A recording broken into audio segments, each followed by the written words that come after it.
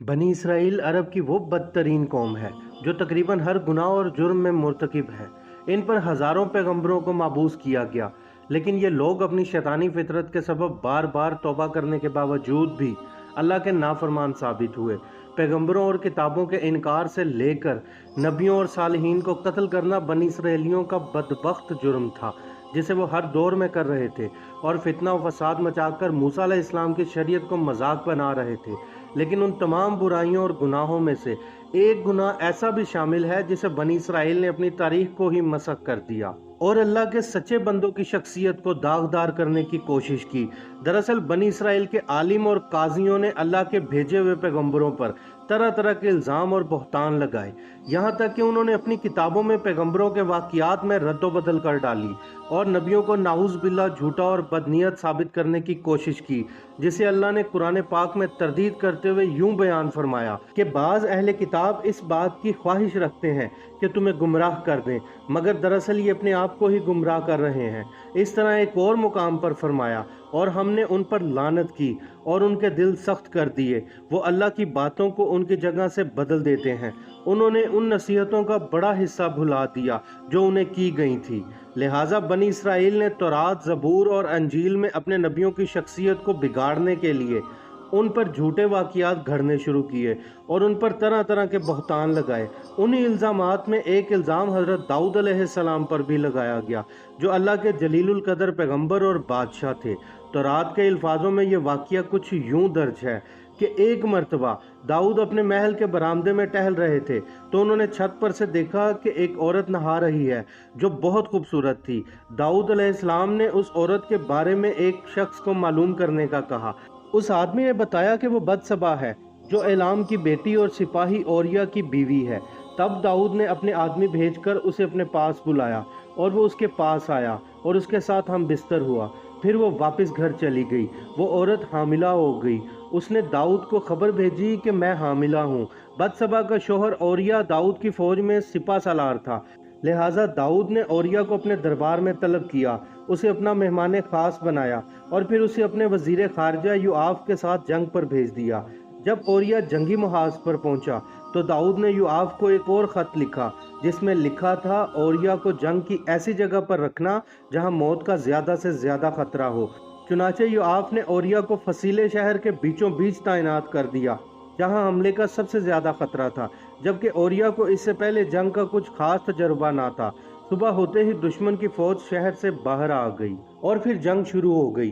اوریا کم تجربہ رکھتے ہوئے بھی دشمنوں کی فوج کا بہترین مقابلہ کرتا رہا، لیکن وہ اور اس کے ساتھی دشمنوں کے سامنے زیادہ دیر ٹک نہ پائے اور دشمنوں نے تیروں کی بارش کر دی، جس سے اوریا مارا گیا۔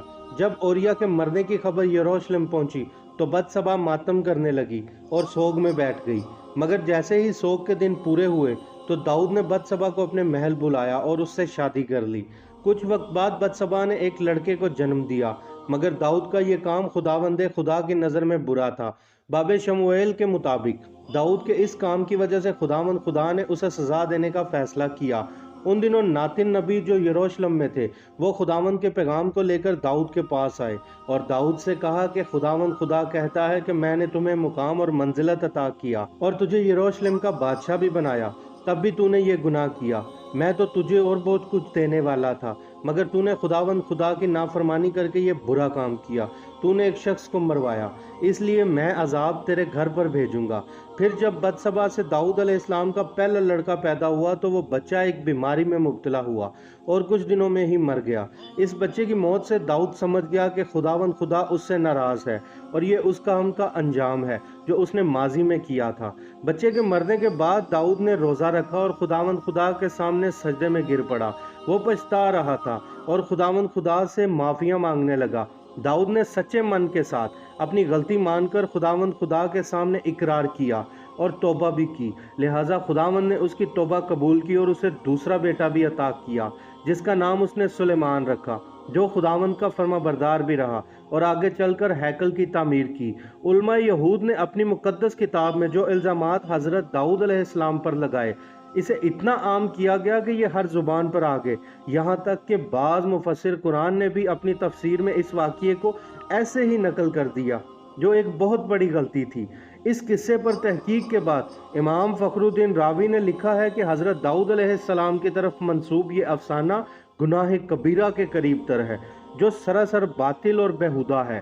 اگر ایسا جھوٹ کسی فاسق ترین شخص کی طرف بھی منسوب کیا جائے تو وہ بھی اسے برداشت نہ کر پائے گا، اور جس نے اس قصے کو نبی داؤد علیہ السلام کی طرف منسوب کیا اس پر لعنت ہے۔ دراصل اس واقعے کے پیچھے چھپے اصل حقائق یہ ہیں کہ جب حضرت داؤد علیہ السلام کے بعد آپ کے بیٹے حضرت سلیمان علیہ السلام تخت نشین ہوئے، اس وقت ایک جماعت حضرت سلیمان علیہ السلام کے بادشاہ بننے پر ناخوش تھی اور وہ حضرت سلیمان علیہ السلام کے مخالف ہو گئے۔ یہودیوں نے حضرت سلیمان علیہ السلام کی پیدائش بابرکت کو مشکوک بنانے کے لیے ایسے بے بنیاد قصے گھڑ لیے اور ان قصوں کو تورات میں شامل کر ڈالا کہ سلیمان علیہ السلام بتسبا کے بیٹے تھے۔ اس قصے کو یہودیوں میں نسل در نسل پڑھایا جانے لگا اور پھر یہ تورات کا حصہ بن گیا۔ اس واقعے سے پتہ چلتا ہے کہ بنی اسرائیل اپنے نبیوں پر فحش الزام لگانے میں بھی کس قدر نہ ڈرتے۔ ایسی چیزیں ایک عام انسان کی طرف منسوب کرتے ہوئے کوئی ہچکچاتا ہے، بنی اسرائیل نے اپنے نبیوں اور صالحین کی طرف آرام سے منسوب کر دیا کرتے تھے۔ جب حضور صلی اللہ علیہ وآلہ وسلم پر قرآن پاک نازل ہوا تو اللہ تعالیٰ نے اس من گھڑت اور بے بنیاد قصے کی تردید کرتے ہوئے ارشاد فرمایا کہ اور ہمارے بندے داؤد کو یاد کرو جو بڑا طاقتور تھا اور بے شک وہ رجوع کرنے والا تھا۔ بے شک ہم نے پہاڑوں کو اس کے تابع کر دیا تھا کہ وہ شام اور صبح کو تسبیح کرتے۔ اے داؤد، ہم نے تمہیں زمین پر بادشاہ بنایا ہے، بس تم انصاف سے فیصلہ کرو اور ہرگز نفس کی پیروی کی خواہش نہ کرو کہ وہ تمہیں اللہ کی راہ سے غافل کر دے گا۔ بے شک جو اللہ کی راہ سے گمراہ ہوتے ہیں ان کے لیے سخت عذاب ہے۔ قرآن کی ان آیات کے مطابق داؤد علیہ السلام اللہ کے سچے پیغمبر اور بندے تھے جن پر زبور نازل کی گئی تھی، اور پہاڑ، چرند اور پرند داؤد علیہ السلام کے ساتھ تسبیح کیا کرتے تھے۔ اللہ نے اپنی کسی مخلوق کو حضرت داؤد علیہ السلام کی طرح خوبصورت آواز نہیں دی۔ آپ علیہ السلام بنی اسرائیل کے درمیان حاکم تھے۔ آپ علیہ السلام ایک دن کھانا کھاتے اور ایک دن کا روزہ رکھتے تھے۔ اللہ تعالی ہم سب کو ایمان کی حالت پر موت دے، آمین۔ ملتے ہیں کسی اور واقعے کے ساتھ اگلی ویڈیو میں، تب تک کے لیے اللہ حافظ۔